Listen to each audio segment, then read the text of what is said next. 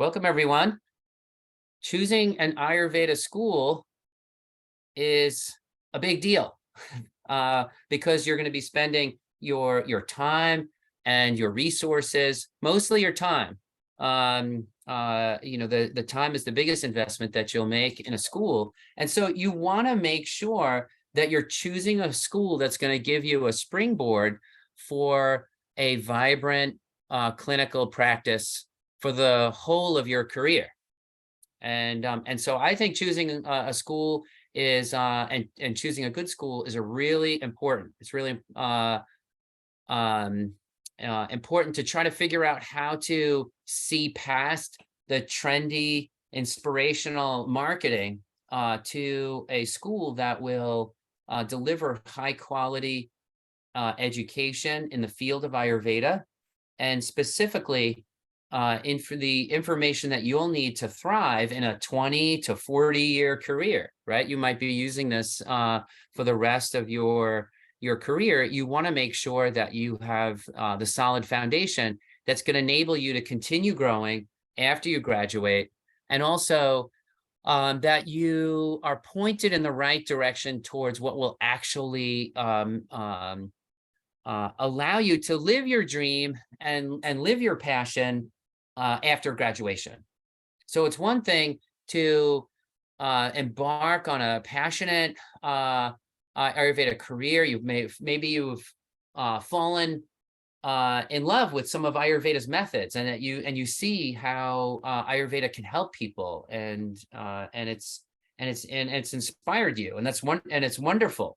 And it is very exciting. I was excited when I first started studying Ayurveda, and I'm still excited to study Ayurveda today. In fact, almost every practitioner I've ever met is still very excited about Ayurveda. You can't say that about other professions, right?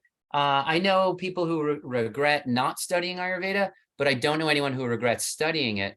Everyone I know who has studied it still finds Ayurveda enjoyable, fascinating, and wonderful. So it's the job of the school to make sure that you can live that dream, not during the program, but after the program, right? So that's I think first off, I just want to set the tone for the conversation on how to choose a great Ayurveda school. To set that off on by the best Ayurveda school, I mean the school that's going to enable you to live your dream of healing people, providing quality of life improvements to your community that helps them live better and live happier for the rest of your life. And so that's the best Ayurveda school, right? And so we should start in a way by asking some questions like, what is authentic medicine? Right? When we say like, oh, what is authentic Ayurveda? What is authentic medicine? Is authentic medicine, does that mean, when we talk about authentic Ayurveda or authentic medicine, does it mean following the ancient texts? Does it mean having a beautiful clinic? Does it mean being a magical person? Does it mean taking symbols, food, and styles of dress from other cultures? I'm not just talking about Ayurveda here, but if you study a healing technique from Brazil or anything, what is the measure of authenticity when it comes to studying medicine? And throughout the talk, I'm just going to make the broad claim that authenticity in medicine is measured by delivering great health outcomes to your clients. It's authentic medicine if it improves the health of your client. And then at Joyful Belly, we teach Ayurveda as a modality. So we're using Ayurveda's methods to deliver those great health outcomes. But I just want to start from these very basic kinds of assumptions here so that we know how we're measuring success. For example, choosing a school. How should we choose a school? Do we choose a school that is accredited? Do we choose a school because it's endorsed by influencers on Instagram? Or do we choose a school that is knowledgeable in the delivery of health and wellness medicine that can help you deliver great health outcomes to your clients. Now, I know that the answer to these questions is obvious, but I just want to state them so that you have a yardstick in order to assess a school. That a school is going to bring your dreams to life for the rest of your life. And what is that dream? The dream is improving the health of your community, and perhaps using Ayurveda. We are using Ayurveda's natural methods and a specific kind of medical theory in order to bring that success to the community. So what is it that makes a practitioner successful? This is just an important thing that we should answer, because the best school is the one that makes you a great healer. Well, what makes that practitioner successful? Is it that you are accredited? Is it, having a far out spiritual life? Is it a yearly trip to Bali, or delivering great health outcomes to your clients? Right. So again, I think everyone sort of gets the theme. Is I'm going to discuss on the subject of choosing the best Ayurveda school. I'm going to discuss what and how to assess a school's ability to deliver great education in medicine, and particularly the natural medicine of Ayurveda. And so my goal is not so much a technical discussion of that, but just to hone your instincts so that it's easy for you, not just even choosing an Ayurveda school, but in the vast field of health and of alternative health and wellness. There are individuals, institutions, and even modalities that are I would say that exhibit some red flags in their ability to deliver good health outcomes, and others that have a very grounded approach and deliver great clinical results, and that Western medicine should learn from, right? And so we just want to get a good nose for that. Where can we find great alternative health and wellness medicine, and specifically in the field of Ayurveda? So that's my goal in today's presentation, is to just talk about some of the factors involved in that. All right. So the first thing, and you can usually see this immediately from looking at the school's marketing materials, is what's the school's approach? Does the school emphasize Ayurveda's practical and analytical strengths, or its intuitive and emotional strengths? Now, Ayurveda has both, right? Ayurveda is both practical and analytical, and it's also intuitive and emotional. There by emotional strengths, I mean, it lends itself well to understanding a person's mental health, right? And having a backdrop to analyze the interaction between the nervous system and a person's physical health and well-being. So when we're looking at the school's marketing materials, you can sort of quickly see whether the school has analytical strengths, because that's usually what's lacking. If you all the health and wellness schools will, and I would put Joy Fabelli in this camp, do a decent job developing your intuitive skills, because that's so emphasized in health and wellness. But in the area of analytical skills, many health and wellness institutions are lacking in that area. And typically what they try to do is prevent medicine as something oversimplified, just do these 5 things and you will, and everyone will be healthy, right? And yes, there are, good exercise. There are many, having a good routine. Ayurveda says have a good routine. There are a short list of 5 things that can be very impactful for your health. But you want to be careful that the school doesn't simply develop your intuitive skills, but that the school demonstrates an ability to develop your analytical and critical thinking skills with regard to medicine. How should you think about herbs? how should you think about the body? And mainly, the reason for that is you need strong analytical skills during the assessment and diagnosis phase when you're meeting with a client. If you don't assess the client accurately, then you're not going to come up with the right treatment, and then the client's not going to get the health results. So picking the herb is usually the easy part, right? Like if you know how to see the client, then it's usually very easy to pick the right herb that will fit the assessment that you have. So treatments, you might say treatments are a dime a dozen. Really easy to find the right treatment. We'll introduce you to the herbs, we'll introduce you to food, we'll introduce you to lifestyle practices, and you will be able to select those with relative ease. Our students have an easy time selecting the right remedy given an assessment. But is the assessment correct? That's the hard part. Okay. So in some sense, the goal of the school is that you accurately assess and diagnose imbalances. Because the treatment is easy, the education reduces to developing your analytical skills to accurately assess and diagnose. Right. And I'm using, you're not going to use the word diagnose with your clients when you're talking to them. And we're not diagnosing Western medical diseases that would encroach on the scope of practice of a medical doctor and land you in legal troubles.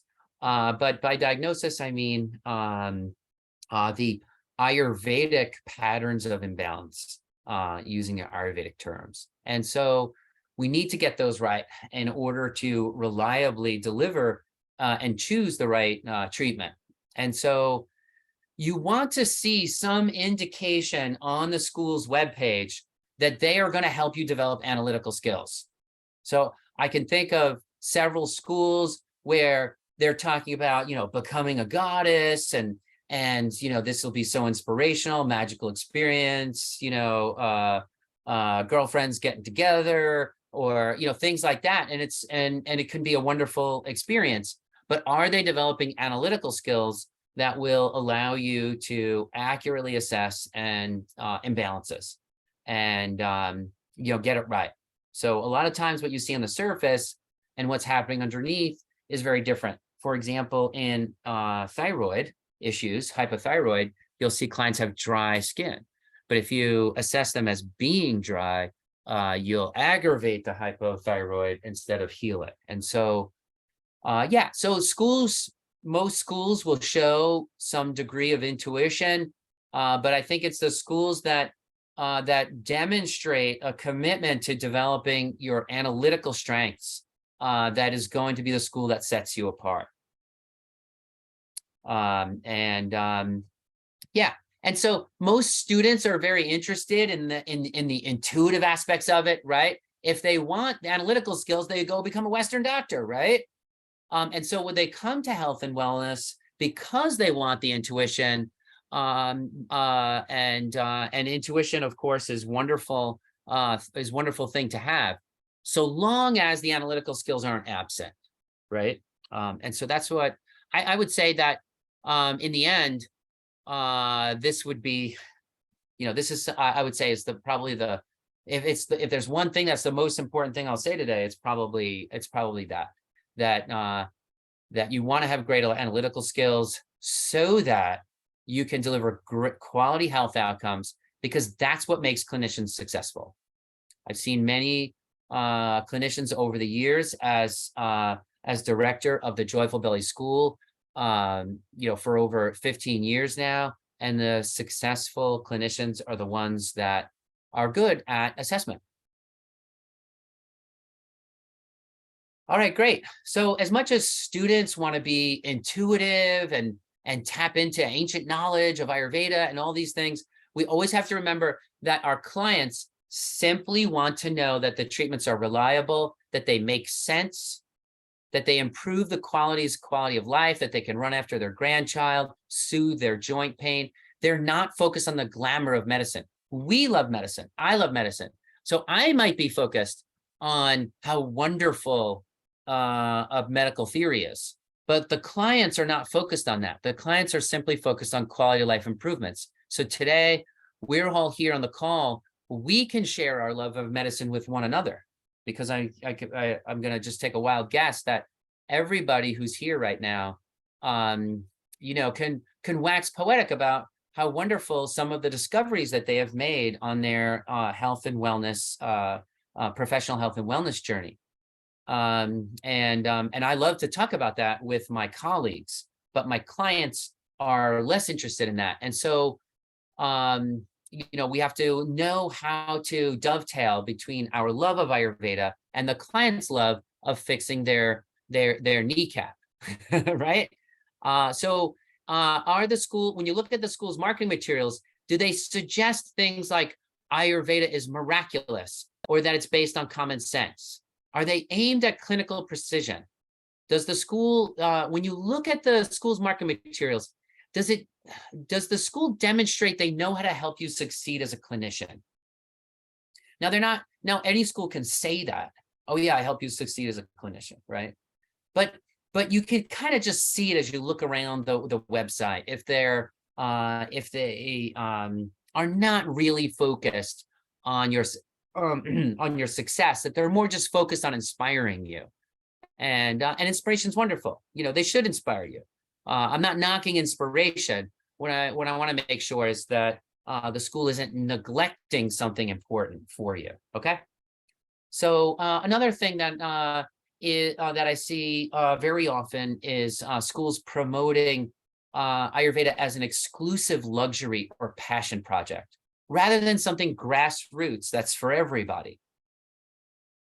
The true intention of the Ayurvedic text was a system of medicine that could help everybody, not that it's for an exclusive mountain resort or something where you pay thousands of dollars for a 60-day panchakarma treatment, or things like that. All those things are present in Ayurveda. Yes, we should know how to do spa therapy, and all those things are wonderful. But I would say you want to choose a school that doesn't present Ayurveda as a luxury. Instead, that they present it as a grassroots, wholesome need of the society. Okay. So what I see is in schools that will show the more spa-like kinds of things or present Ayurveda as something miraculous, is that they're just showing where their competency is. Their competency might be having a beautiful life experience. And beautiful life experiences can be very healing, but I think there's more to healing than that. And so we just want to make sure that we're getting the full package here. Okay, same thing. I'm going to say another thing that I see a lot, which is schools having a heavy emphasis on spirituality in their marketing materials. Now, I'm going to say that this is typical of schools in the West. You don't see that in the Ayurveda schools in India. In the Ayurveda schools in India, as I mentioned, for most people in India, Ayurveda is just this thing your grandma did when you were growing up, and gave you this food and that food, and you're like, okay, come on, grandma, can I just eat that? And no, and that's a kind of very familiar thing, right? It's a very normal part of the family life, not as an exotic thing. But in order to make Ayurveda appear exotic and magical and to romanticize it, a lot of schools sort of build in a lot of spirituality into the Ayurveda programs. Now, Ayurveda is not separate from spirituality. It's important to know that Ayurveda affirms spirituality is important, and maybe even the greater part of one's health, right? Like I think most people who have a spiritual practice testify to the physical benefits of it, and Western science does as well.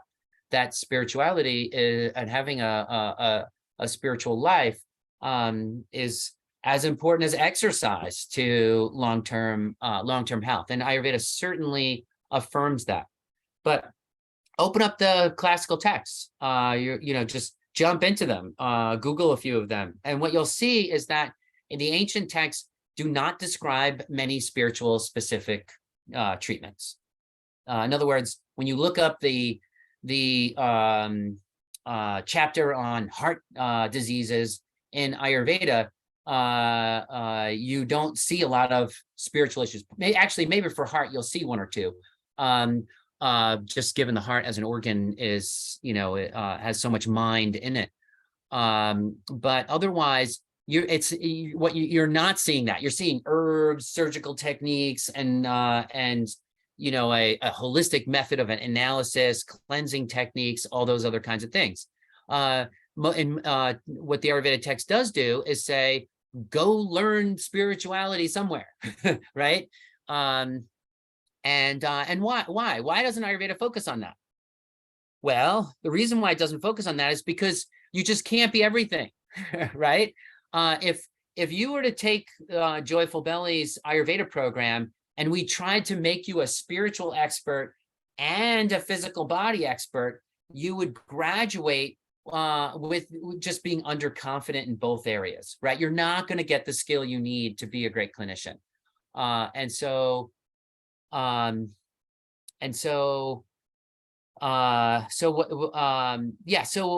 what we want to do, what I want to make sure is that you get what Ayurveda says about health.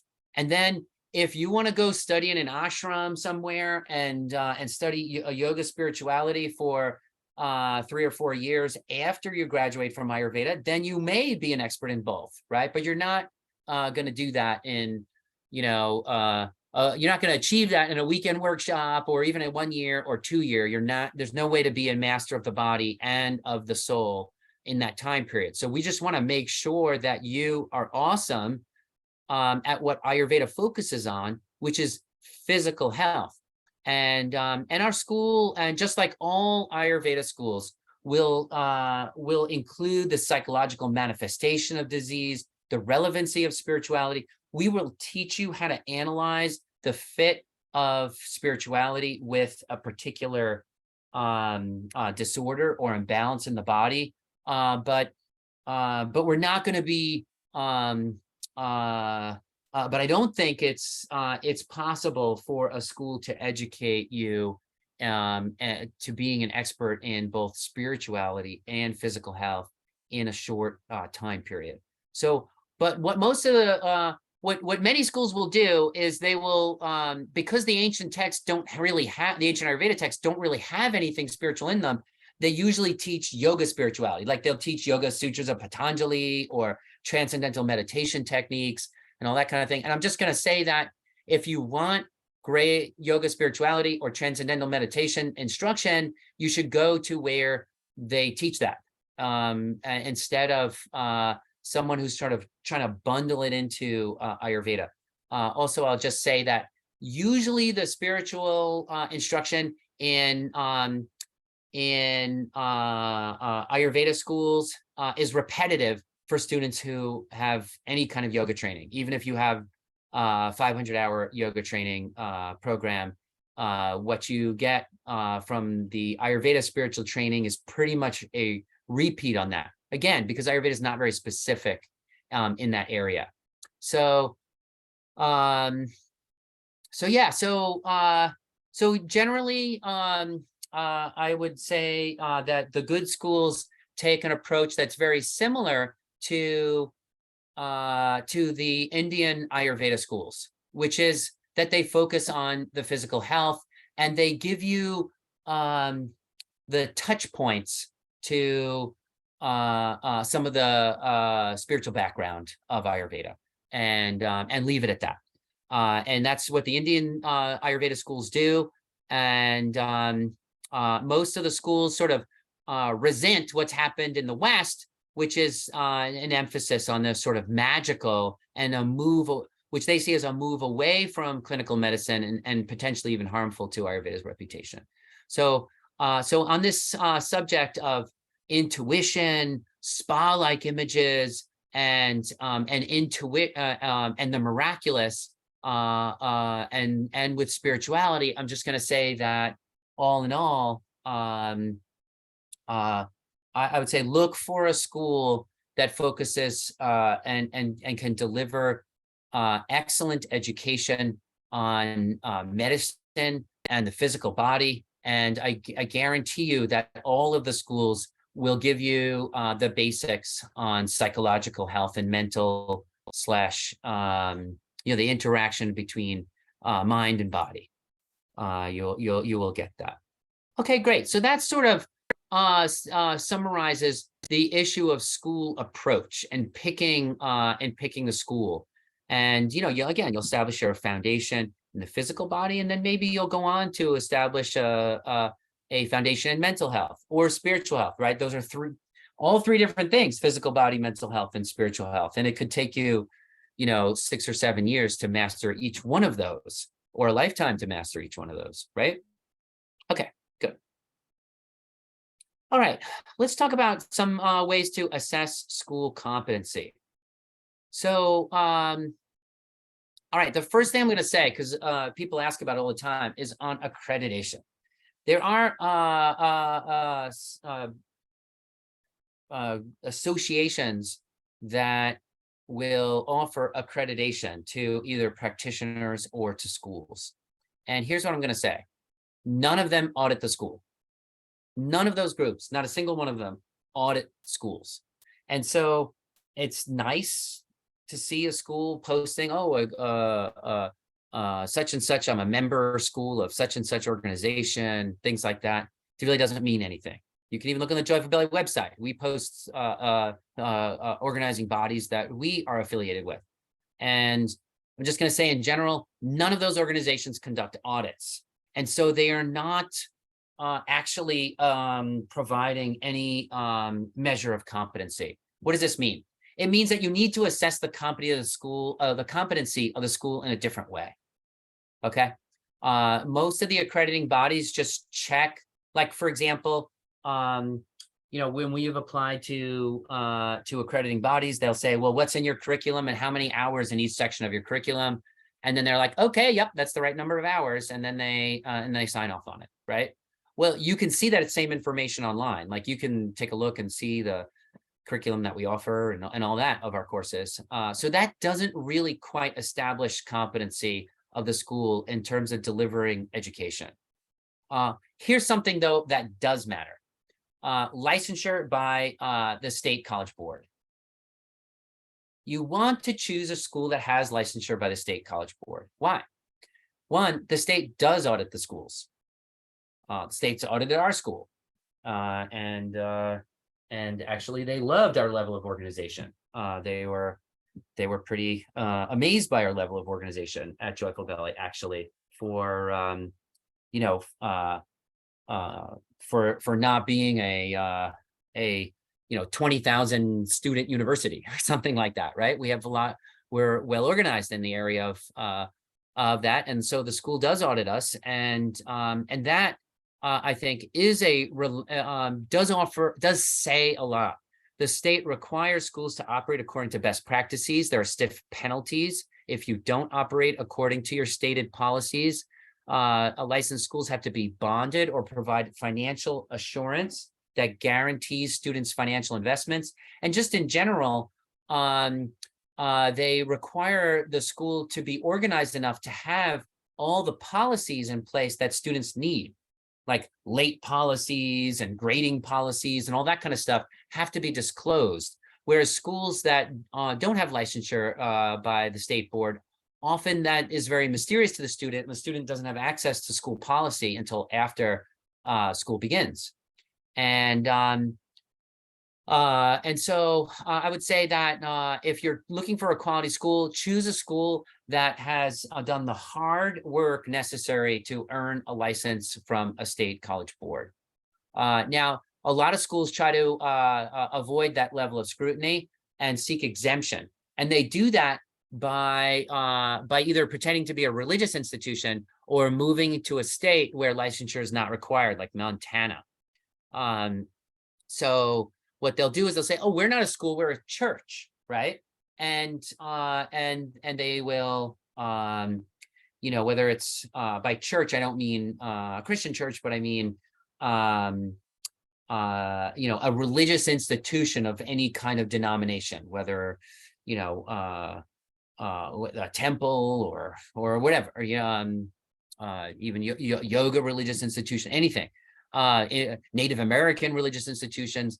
So you'll see schools try to do that so that they don't have to have that scrutiny. Most of those schools typically have low enrollment, and generally they aren't operating according to best practices. And so some schools are operating illegally, and those schools it's really stiff actual criminal penalties for operating illegally, including jail time, things like that. So yeah, ouch, right? Okay. All right.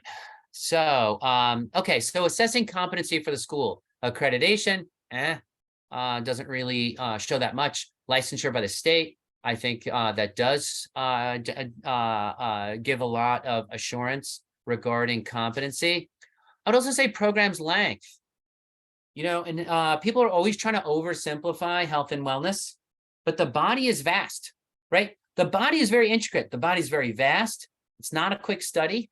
There are things that you can do to greatly improve your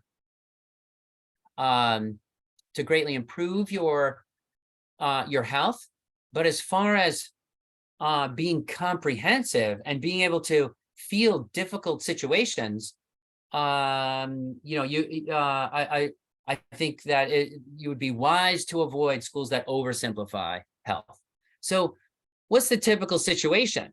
The typical situation for most of your clients is that they've already tried a bit of alternative medicine. Most of my clients who come to my clinic, they're like, well, I have a naturopath and I have a Western herbalist and I'm looking for Ayurveda. So by the time they get to you, they've already tried all the easy stuff, right? They're not just coming at you. You're not the first person that they've ever met who's an alternative health and wellness practitioner. Occasionally, I make appointments with other alternative health and wellness practitioners, and are they just going to give me some simple thing? I probably already know all those simple things, right? But if I go to an acupuncturist or a chiropractor or something like that, who may have some knowledge that's outside of my scope of practice, I'm expecting to get something a little bit more than just like the same old simple oversimplified stuff that yes helped me a lot, but I need something a little more right now, right? And so that's most of your clients. So yes, it's generally very simple, but clients are coming to you and spending money because it wasn't simple for them, and the simple things didn't work. So we need something a little bit more in depth, and so a very short program is not going to do that. We have online education, and I could just make, tomorrow, by the end of the day tomorrow, I could make a 1-year Ayurveda fundamentals program. But is that going to be the best thing for students to have a 1-year fundamentals program? I don't think so. We make it 2 years because I think that is the minimum length of study necessary to understand the broad scope of Ayurveda. Such a huge difference between students that are developing over a 2-year period and trying to squeeze it all into a year. Even if you have tons of time, I don't know if any of you have ever, if you've ever taken like a yoga teacher training program or something like that. It's very similar in yoga, actually.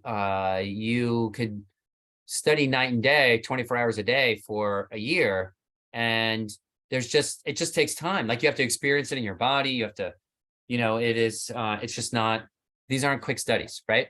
So you want to make sure that the program has the adequate depth and length of time to enable you to absorb what Ayurveda is. That you're not getting, drinking it like like water out of a fire hose and not understanding anything, but covering all the bases but not understanding anything. I think it takes 2 years. So if a student wants to try to do it in one, try to do our course in one, we invite them to. You can, we'll put together, we'll let you do it, but I think you'll want that 2 years, right? So I'm going to just say, check the program length. and make sure that it's going to give you the depth of education needed. Sometimes people will say things like, oh, come to my 6-month course, and then you can go on to a more in-depth course after that. But what's going to happen is you're just going to be redoing everything you learned in the first 6 months. You might as well just do it right from the beginning. Okay. All right.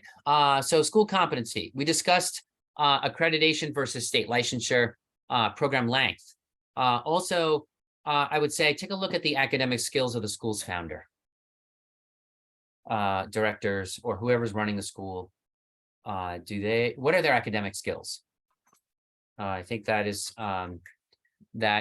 key to knowing just what the quality of the school is going to be like. So, is the owner of the school smart? You want to check that out. If they're coming from a lot of times in health and wellness, you'll see people that just, they have the intuitive skills. Maybe they have really good body awareness or body knowledge, right? Or kinesthetic, that's the word I'm looking for. Maybe they have great kinesthetic knowledge. But you also need good, like I said, good analytical knowledge too. You need you need to be able to interpret accurately. So, yeah. All right. So comparing online, in-person, and self-paced programs, that that could go under competency. It could go under approach. In general, I'm going to say that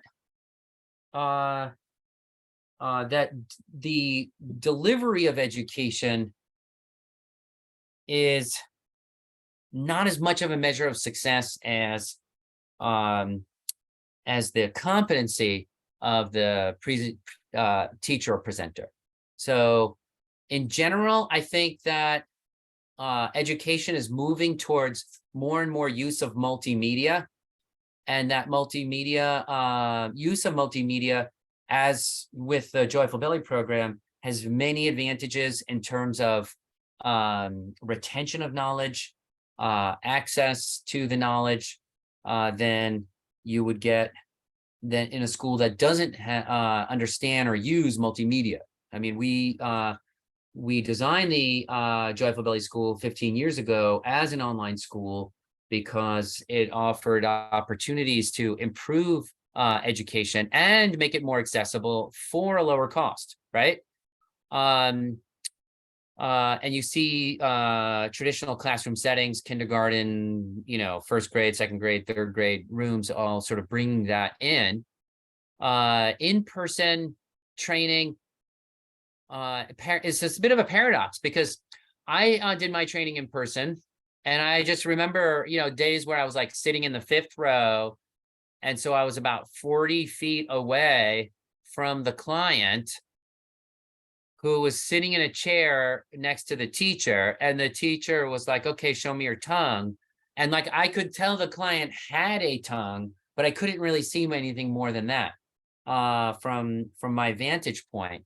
Whereas in a school that uses multimedia, whether they're in person or online, if they're taking a picture of the tongue and just showing it on the screen, you're like, wow, I can see that tongue better than if I had my eye in the client's mouth. I mean, when I see clients, I take a picture of their tongue and then I pull it up on the screen so the client can see it also.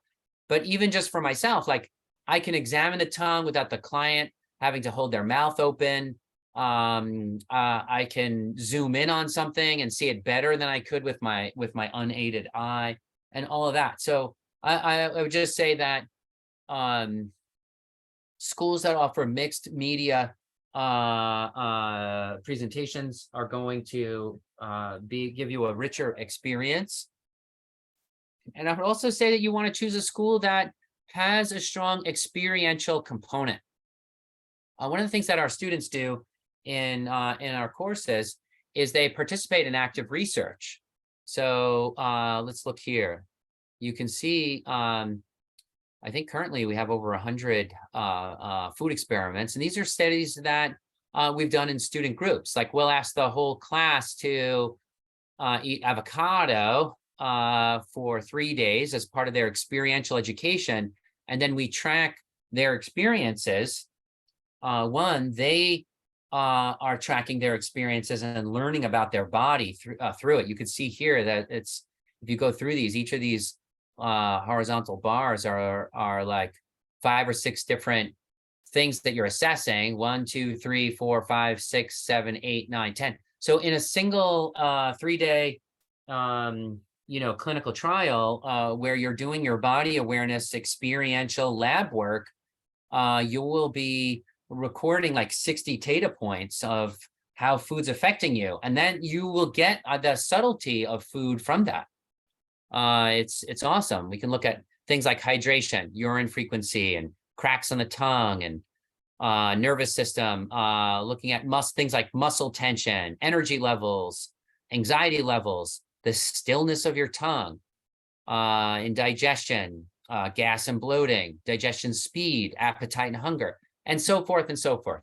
You want a school that is going to give you a heavy experiential component, because experience is like knowledge squared, right? The difference between wisdom and knowledge is experience, right? A person who has knowledge and experience is wise. A person who has knowledge often makes big mistakes, right? What works in theory and what works in reality are two very different things. So I think schools that use mixed media, whether they're in person or online, schools that have a heavy experiential component are going to, I think, give you better retention of Ayurvedic principles, deeper knowledge and wisdom instead of simply theory. All right. I think another thing is I would choose a school that actually publishes content, right? What are some of the best American universities? Harvard, Yale, right? What are they? They're research institutions. They're not just teaching, they're doing, right? So choose a school that's doing, not just that one that's merely teaching. You can, again, if you jump around Joyful Belly, you'll see our hundreds of research experiments. Every one of our, we have over 1,000 symptoms where we've tracked data of 75,000 clients that we make available to the public. Check it out on our diabetes page here. You look at our diabetes page and you can look at this report. You see here that on a study of 75,000 individuals conducted by Joyful Belly, we have 1,500 people reporting diabetes. And this is how some of their Ayurvedic assessments, right? This is exactly confirms what the ancient texts say, by the way, about diabetes.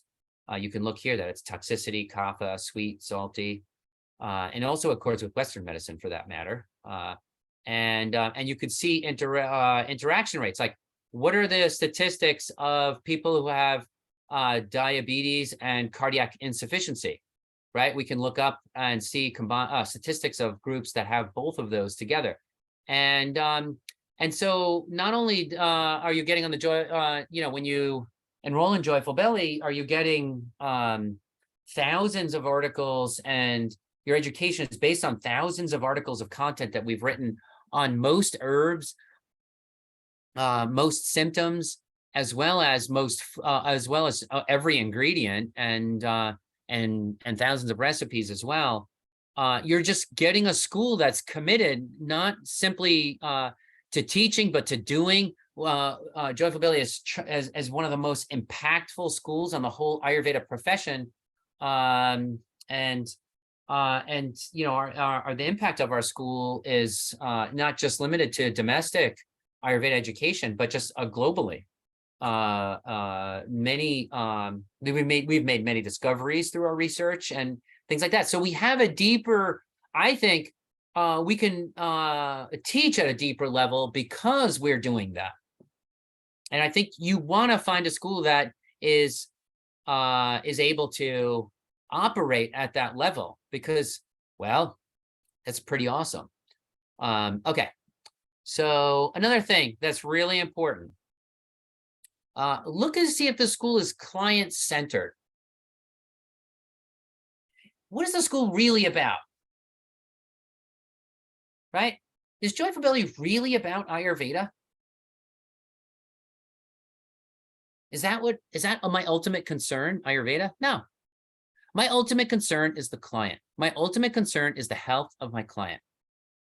A lot of times people will fall in love with their modality, whether it's, massage therapy and then it becomes more about massage than about the client's health, right?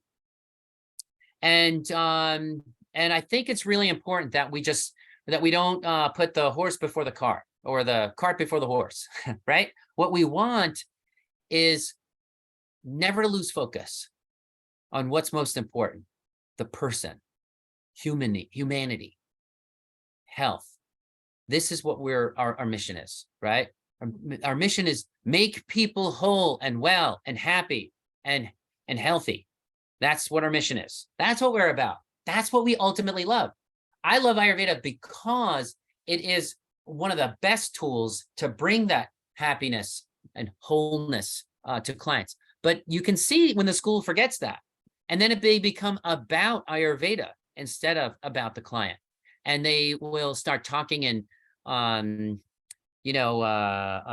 very fancy, obscure terms for things, vocabulary that few people understand, concepts that are hidden or secret, hidden secrets that you got to learn from your guru or something, right? Like what are we about here, right? We're about delivery of medicine to the public.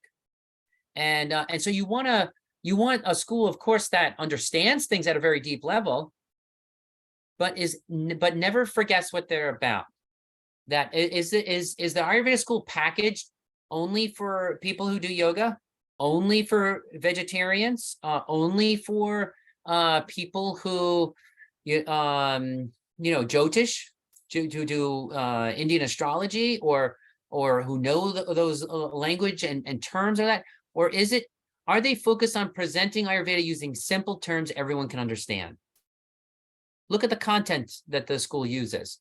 Look at the images, and you'll see whether the school is focusing on things that are obscure, or whether they're making common sense to everybody, that everybody could learn, benefit from, use it in a very natural, holistic way.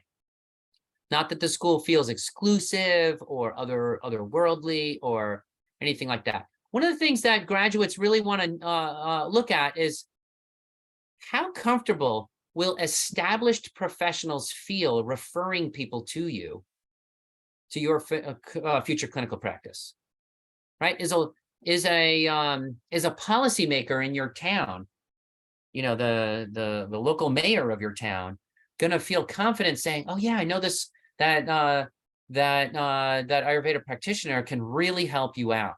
What's it gonna take, right, for that person to refer you to their contacts and their clients?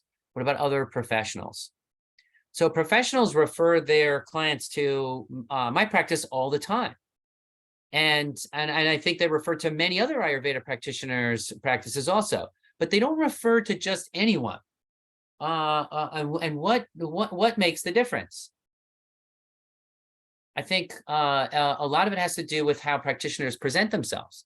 If you present yourself as about a problem that the client has, like if you set up your whole practice around helping people with hypothyroid, the mayor of the town's gonna be like, "Hey, how's your thyroid?" If they're talking to someone, they're like, "Oh, my thyroid's really bothering me," and it's like, I've been to, this is like my fourth Western doctor I've been to, and I still have this thyroid issue, and the mayor's gonna be like, "Oh, I know someone in town that specializes in hypothyroid." They may not even know that you do Ayurveda, but they know that you do that you help with people with their thyroid, and they're like, "You got to see that person," right?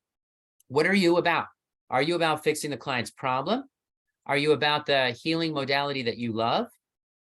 And depending on how you present yourself, that's going to determine who feels comfortable referring people to your practice, and whether you have a very easy time building your clientele, or whether, it feels like a struggle, right? So not long ago, the medical industry was very skeptical of chiropractors. But I think that chiropractic industry and profession has really, just turned the corner on that. 35 million Americans see a chiropractor each year. That's pretty amazing. Now, more and more people are choosing Ayurveda every day. I think Ayurveda is sort of, on the a steep curve in that area. But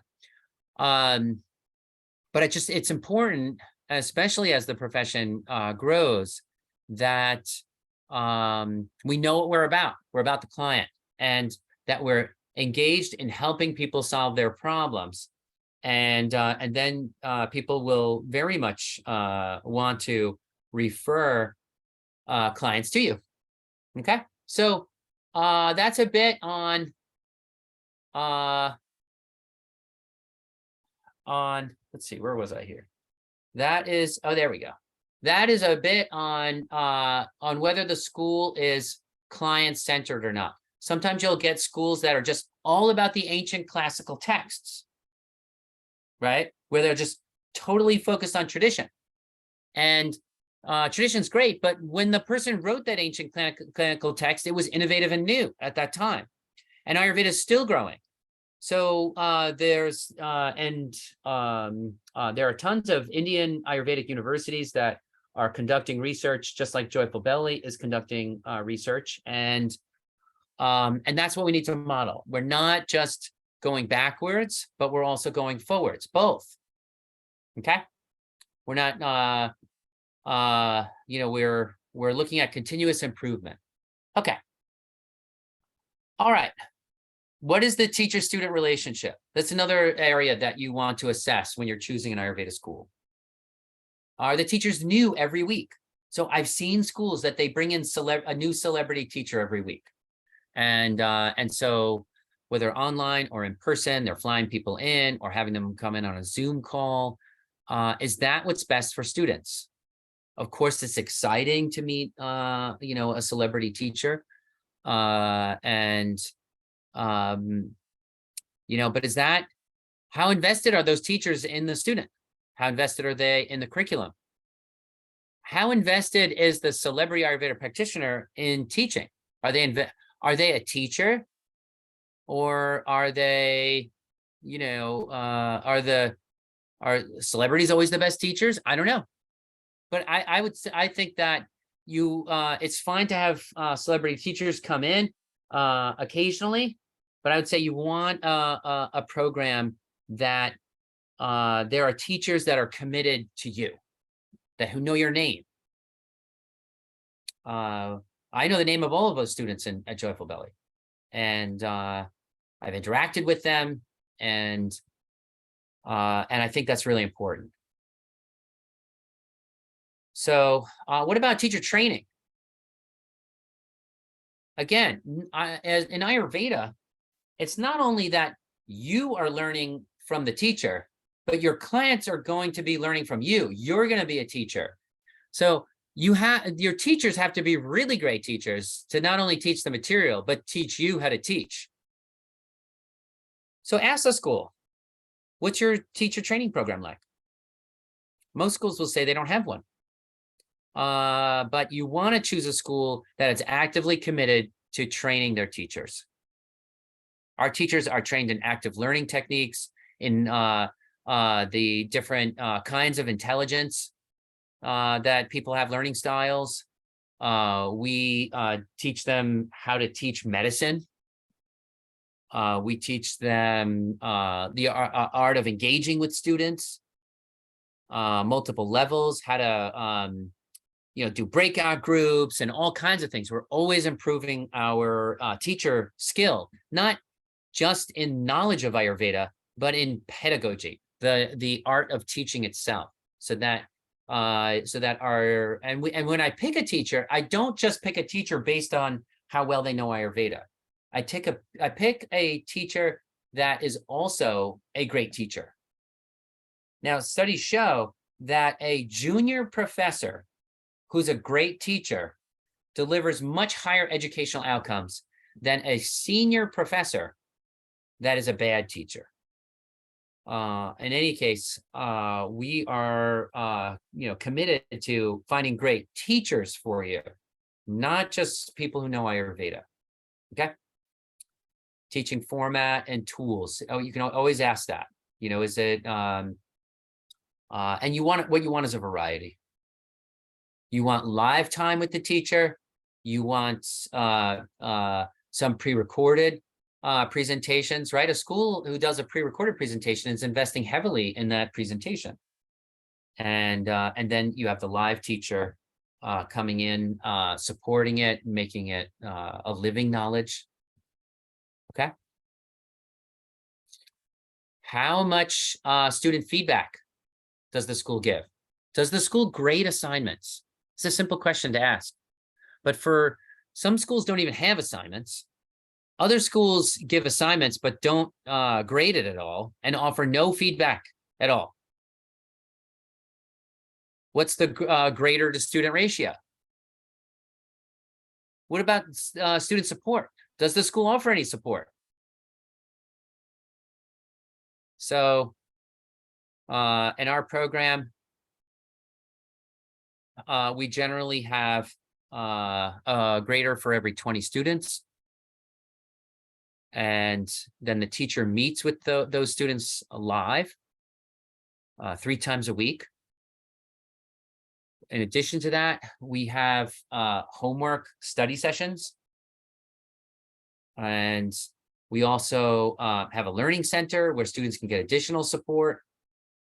We have student internships, tutoring options, et cetera, et cetera.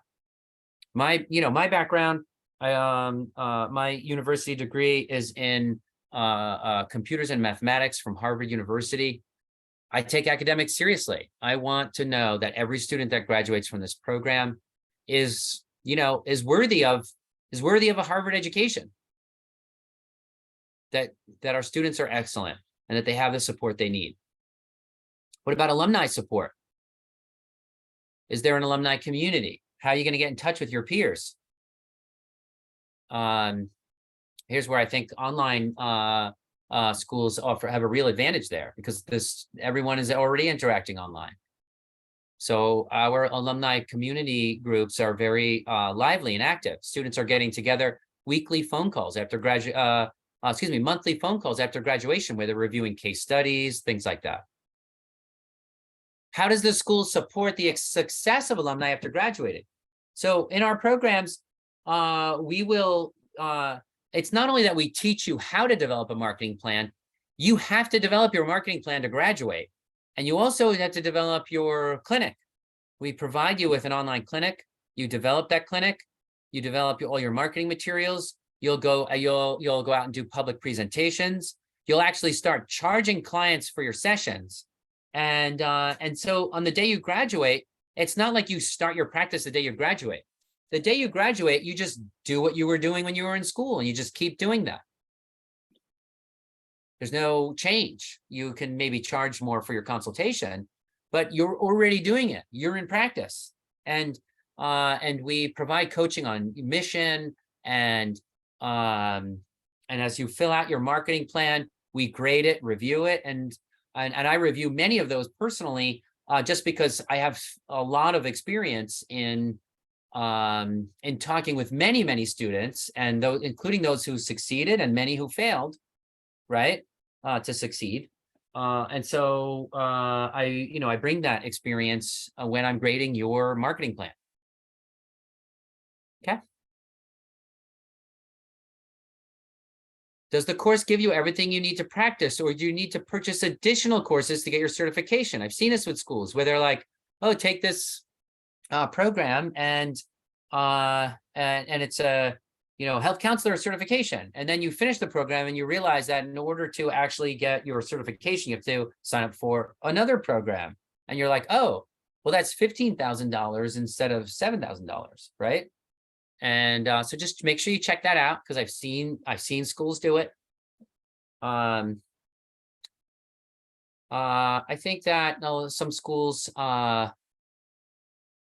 I'm skeptical of the huge scholarship. Gmail, Google just labels that as spam anyway. I guess I don't need to say much more than that. You have to, if you're going to get a quality education, you have to spend some money, right? But as I said earlier, the biggest investment is your time, not the money. Even if it's $7,000 for your education, your spend at Joyful Belly, our program is $6,999, $7,000 basically, and that boils down to $3,500 a year. I think that's extremely competitive. I think it's a very very attractive price point. But even with that, the time is more valuable than the money. And that, over 2 years, you're spending more than $7,000 of your time. Just to keep that in check. That comes out to about $250 a month at that price point. And you may be able to find something a little bit cheaper, but I don't think so. I think you really have to sacrifice quality for that. Hidden costs. Are there any hidden costs? You just want to ask about that. For most schools, it's not really hidden. It's just, a matter of there are some additional costs. Usually it's going to be a purchase of books, purchase of herbs. You may be required to do a consultation. So in fact, at the Joyful Belly School, you will do that. You'll purchase some textbooks. You'll be purchasing some herbs, some food for the body awareness experiments, maybe some other materials too, Chyawanprash or ghee or something like that, as you go along your way. And we do require you to do consultations. And so just make sure you know what those are. In our programs, it's about $400 it comes to, for most of our programs, maybe $350, $300, depending on the course, but usually not below that and not over that. I don't think any of the courses are over that. So plan on that, about an extra $300 to $400 of costs in our program. In in-person schools, hidden costs might be renting an apartment for 2 years. So that might be an extra $25,000, $30,000 added to the cost of education, things like that. So and in-person schools, you have to look into that as a potential additional cost. Yeah. Okay. So just make sure you know the total price to become certified. Just ask that question at some point along the way. Okay.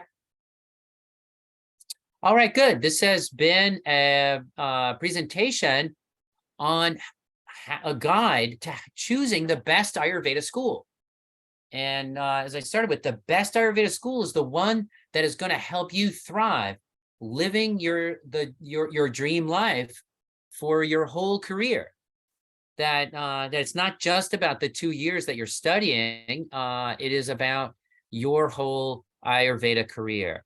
Are you going to be building a practice that offers the promises that health and wellness offers, tapping into intuition, the natural healing methods, holistic healing methods, mind-body connection, all those things. In addition, can the school offer you and help you develop your analytical thinking skills with regard to medicine? Is it a school that is merely inspirational or demonstrates competency? And how do they demonstrate that competency? Are they advancing the profession or not? Are their teachers committed to you?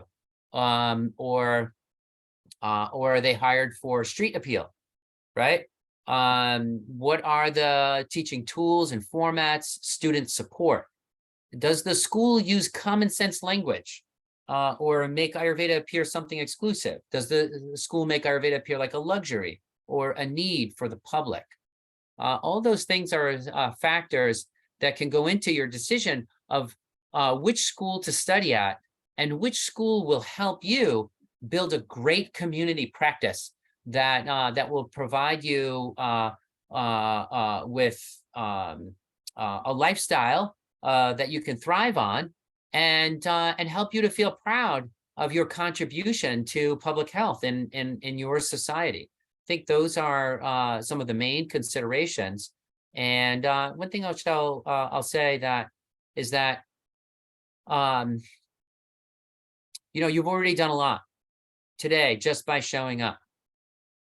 Your interest in health and interest in Ayurveda, and even just interest in considering what kind of school can help give you great intuition in what kind of health and wellness program you might invest in. And also, as you go out, you can and look for practitioners to help you with your personal health journey. You can use some of these same guiding principles to find out whether this particular practitioner is going to have that precision and skill needed to improve your health as you go through your life. So with that, I'll say it's not just disease that's contagious, it's also health. So anytime you take a step forward to heal your body or to learn about health, you are doing a great thing, not just for yourself, but for everyone you love and for your community. So I want to thank you for that. I also want to thank you for choosing Joyful Belly and to come and think about our school. Also, I want to say before you go and before we go on question and answer is that if you attended today's presentation, you are eligible for a $600 scholarship off of tuition just for showing up. And so take advantage of that anytime in the next 3 days. If you planning on registering, you can ask any questions that you have to me now, or you can also text me your questions and I'll give you my cell phone number. I love to talk to prospective students. It is, a privilege to share our joy of Ayurveda together, and also to help give you a vision for your career. If you have a spouse that is maybe a little skeptical or is thinking, okay, how can this help our family? Or is this a good career move or whatever? I can help you answer that question for the people in your life, because often our students love Ayurveda, but they don't yet necessarily have the practical vision of how to have a successful clinical practice. I do a lot of coaching for our prospective students and helping them form that vision so that the other people in your life can feel comfortable with your investment in Ayurveda. I'll say that many students' concerns are typically around the time it takes in the program, and maybe you're busy. We tend to have excellent students in our program who are highly motivated. So our students tend to be very busy. So if you are concerned with the time it takes in the program, I'm just going to say that you're in good company because our students are generally very busy, and we know that, and we cater to you. So we have a lot of flexibility built into the program so that you can so that the schedule is flexible to meet your needs in your life. And we'll just, that's always done on an ad hoc basis. So we will, so text me if you have concerns in that area, and we will address that on an individual case-by-case basis.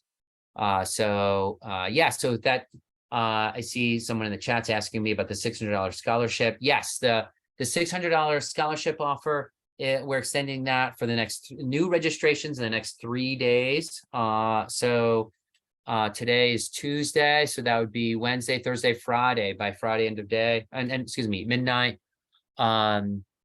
Register. If you have big questions, call me and I will talk to you and give you all the information you need. And if you have any other concerns or whatever, we can just address those again on an individual level. So with that, let me open the floor to questions. Does anybody have any questions for me?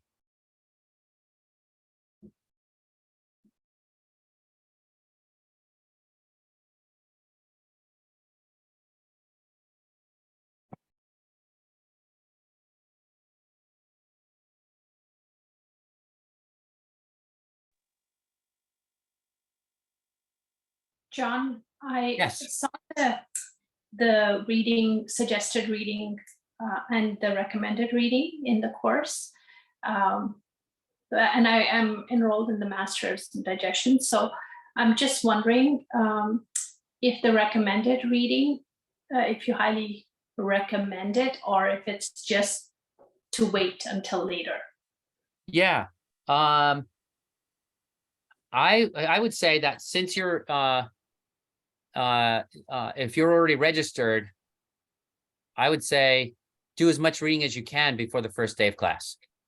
And I can walk you through which chapters and books to read first. So if you want to shoot me a quick text or an email about that, I will point you in the right direction so that because anything you do early, it's our best students are always, the ones who are proactive, registering early if possible, and then doing the reading ahead of time so that when you get to day one of classes, you already have a basis and a foundation. And so you learn much deeper, right? Like you could take the program 3 times and learn at a deeper level each time you take it. Well, if you're doing the recommended reading in advance, it's like you're going to that deeper level instead of just on the surface. So if you have the time to do reading in advance, I highly recommend that. And also, Simranjeet, I would say reach out and I will give you which things to read first. Perfect. Thank you. You're welcome. All right, great. So I see another question in the chat that asking about a brief description of the major differences in our courses. Okay, so the Fundamentals of Ayurveda program is the 2-year program that gives you the sort of all of Ayurveda's theory and all of the application to start from the ground up. Right. So in year 1 of the Ayurveda Health Counselor course, you are learning Ayurveda's theory. And as you're learning it, you're also doing clinical exercises and buddy exercises with fellow students and herb experiments and all that kind of thing. Right. In year 2, you have all the theory. So now you are ready to do, you're ready to learn Ayurveda's diagnostic tools. For example, if you know all the basic theory, you can then learn tongue diagnosis. So you can look at a tongue and be like, oh, that person has disturbed ojas. And you know what that means because you have already finished year 1. So in year 2, you're learning all the diagnostic tools, pulse, tongue, eye, exercise, stretching, postpartum, Marma point therapy, all the different tools that use Ayurveda's theory. That's what you learn in year 2. And then in year 2 is also when you learn how to do Ayurveda consultations, and then you start your clinical practice in the spring of year 2. So throughout the course, you're doing clinical practice. But yeah, so that is addressing Ayurveda in a very comprehensive way. Now, what about the digestion course? The Mastering Ayurveda Digestion and Nutrition is a specialization course for people who want to go much deeper in the area of digestion. So some people are not interested in, it's not that they're not interested, but just their primary focus is on the digestive tract. And they're not necessarily looking to study the whole body. And so those students will take the Mastering Ayurveda Digestion and Nutrition course, which goes deeper than the 2-year course in the area of digestion, but doesn't talk about the rest of the body. So some students will jump into that course and just do that course. Other students will take the 2-year course first and the digestion course second.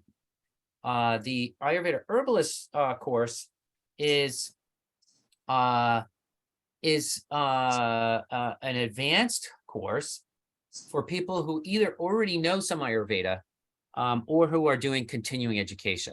So after you finish the 2-year course, you have a solid understanding of the body and how to fix imbalances. Now, when you're in the Ayurveda herbalist course, you take that further. One, by studying herbs, what you're really studying is, you're really, in a sense, you're studying all of the very specific, detailed capabilities of herbs and herbal formulations with regard to specific diseases. So you're going to go much, much deeper in this, in the subject of disease in the herbalist course, as well as making specific formulations. Now, any recipe is really an herb formulation, even if it's a food recipe. But when you take the herb course, your precision and accuracy go up tremendously through that. So I recommend that students continue on to do the herb course afterwards. And then finally, you don't see this on the site right now, but you will shortly, which is you want to continue with panchakarma cleansing. And that after you know the herbs, then you can apply that to panchakarma cleansing. And so that would that I would say in a nutshell describes the courses. Yeah, so you learn herbal treatment strategies, and experiential knowledge of herbs. You'll be sampling a lot of the herbs from the Ayurveda apothecary. You learn the Ayurveda perspective on Western herbs in that course. The herb course is an awesome course to take after you do the 2-year.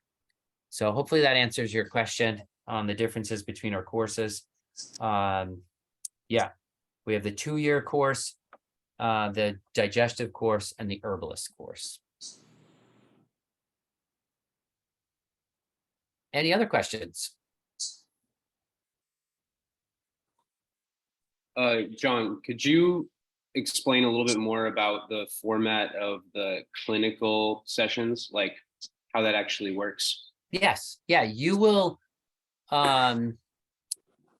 you will develop your marketing plan, do the public presentations, and from those presentations, you'll get clients, and through other techniques, you'll get the clients in your local area. And then you're going to gather all the information from the client, take photos, that kind of thing, do your assessment, and do the whole write-up, including recommendations. And then you will meet with a teacher, mentor, who will review the whole case with you, make necessary corrections, give you the advice that you need, and then you will deliver those recommendations to the client. So that's exactly how clinic worked when I was a student. It's no different in an in-person program and in our program. I found my own clients, I gathered the information, I presented it to my teacher did some corrections, and then I delivered it to the client. So we do the same thing. Got it. So we actually find the clients in our local area. Absolutely. Mm-hmm. Got it. Yeah, that's an important thing, is that it's essential as part of your training to know how to find clients and support yourself. So we want to make sure that that's built into the program, not that it's something you start afterwards. Makes sense. Thank you. Yeah.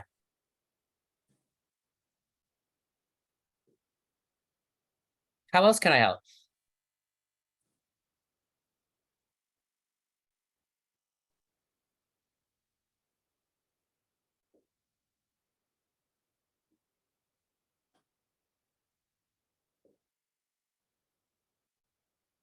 All right. Well, then I will let you get back to your day. I hope you all have a wonderful evening. Thank you again for your questions. Great questions, everybody. And I look forward to seeing you again in just a few short weeks. We'll have one of our teachers, Andrew Appello, who will be offering a seminar as part of our summer education series. So stay tuned for that.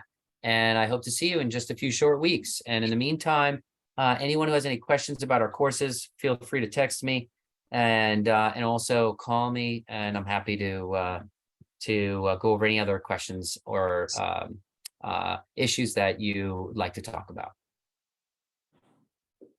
Take care, everybody. And thank you.